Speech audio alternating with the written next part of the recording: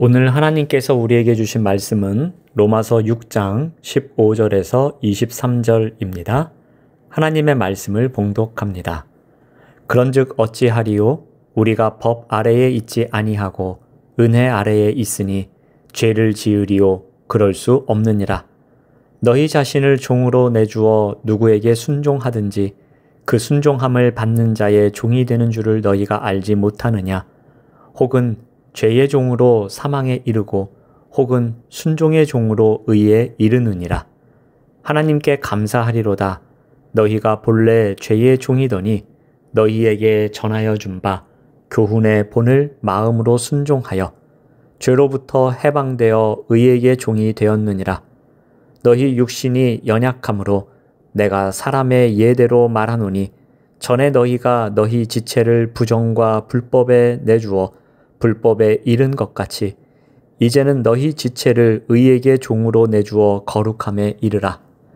너희가 죄의 종이 되었을 때에는 의에 대하여 자유로웠느니라.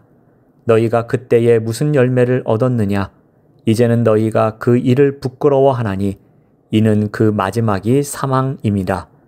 그러나 이제는 너희가 죄로부터 해방되고 하나님께 종이 되어 거룩함에 이르는 열매를 맺었으니 그 마지막은 영생이라. 죄의 삭은 사망이요 하나님의 은사는 그리스도 예수 우리 주 안에 있는 영생이니라. 아멘.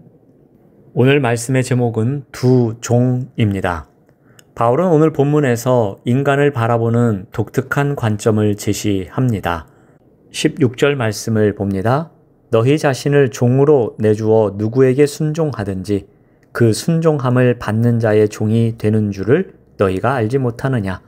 혹은 죄의 종으로 사망에 이르고 혹은 순종의 종으로 의에 이르느니라.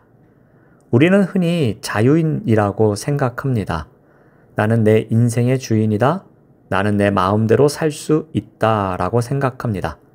그러나 성경은 모든 사람은 결국 종이라고 단언합니다. 여기서 중요한 것은 누구의 종으로 살고 있는가입니다. 먼저 죄의 종이 있습니다. 이것은 하나님의 통치를 거절하는 삶입니다. 사람들은 흔히 하나님이 없이 사는 삶을 독립이라고 생각합니다. 나는 누구에게도 얽매이지 않는다. 나는 자유다.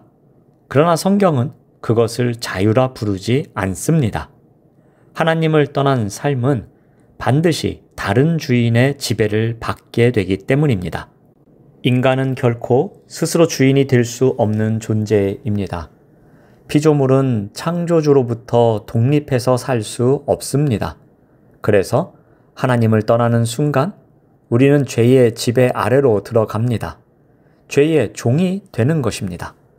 죄의 종이 되는 결과는 어떠합니까? 본문은 분명히 말합니다. 사망입니다. 죄는 반드시 죽음을 낳습니다. 하나님과 단절된 삶, 그 끝은 멸망일 수밖에 없습니다. 반면에 또 하나의 길이 있습니다.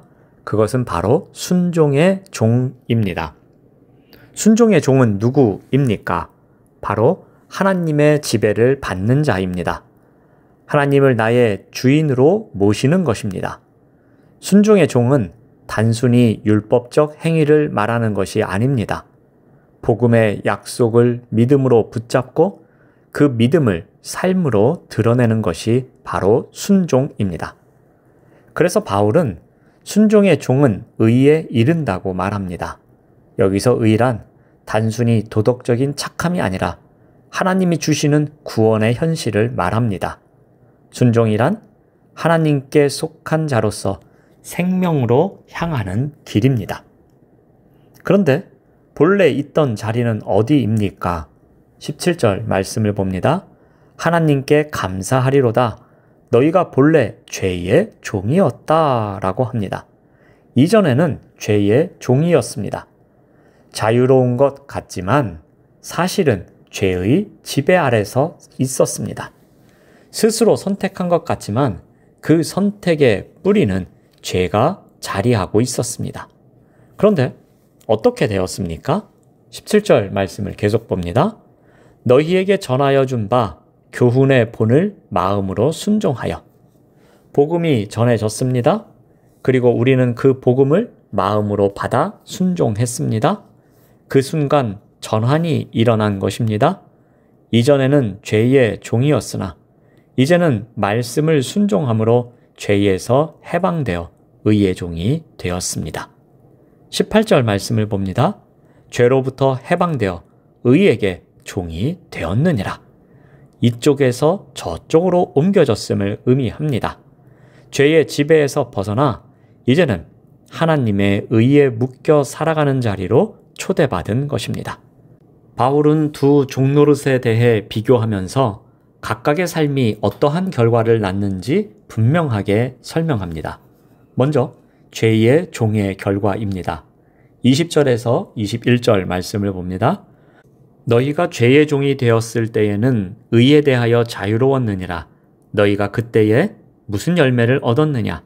이제는 너희가 그 일을 부끄러워하나니 이는 그 마지막이 사망이라고 합니다.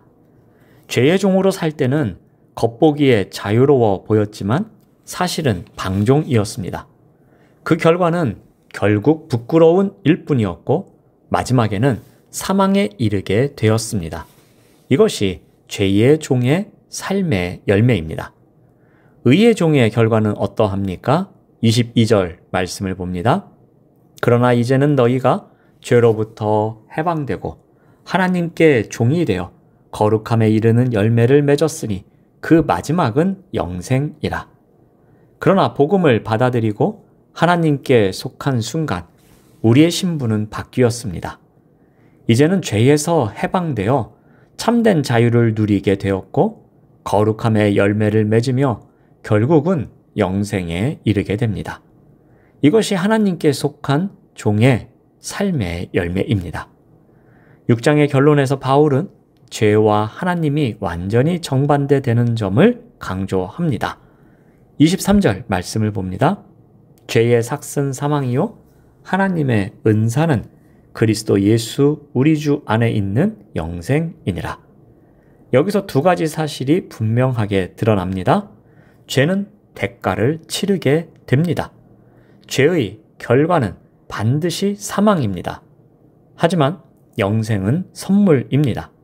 노력이나 공로가 아니라 하나님께서 그리스도 안에서 주시는 은혜의 선물입니다. 즉 바울은 두 종의 삶을 비교하며 이렇게 말합니다. 죄의 종은 결국 사망에 이르고 의의 종은 영생에 이른다는 사실을 말합니다. 우리는 이미 죄에서 해방되어 하나님의 자녀, 즉 하나님의 종이 되었습니다. 이것은 우리의 공로나 힘이 아니라 전적으로 하나님의 은혜입니다. 그러므로 우리는 두려움이 아니라 감사함으로 살아야 합니다. 날마다 하나님의 은혜를 붙잡고 거룩한 열매를 맺는 삶을 살아가야 하는 것입니다. 우리가 섬기는 주인이 누구인지에 따라 우리의 삶은 전혀 다른 열매를 맺습니다. 죄를 섬기면 방종과 부끄러움 그리고 사망에 이르게 됩니다. 그러나 하나님을 주인으로 섬기면 자유와 거룩 그리고 영생의 길을 걷게 됩니다. 그러므로 우리의 일상 속 작은 선택 하나하나가 중요합니다. 오늘도 우리는 믿음으로 고백해야 할 것입니다. 나는 하나님께 속한 자로 살겠습니다. 라는 고백이 우리에게 항상 있어야 할 것입니다. 기도하겠습니다. 하나님 감사합니다. 우리가 섬기는 주인이 누구인지에 따라 우리의 삶은 전혀 다른 열매를 맺습니다. 그러므로 언제나 하나님께 속한 자로 살겠다는 고백을 실천하며 살아갈 수 있도록 인도하여 주시옵소서. 예수님의 이름으로 기도드립니다. 아멘. 생명의 말씀으로 나를 채우사 주의 길 예비케 하소서. 성령의 능력으로 길을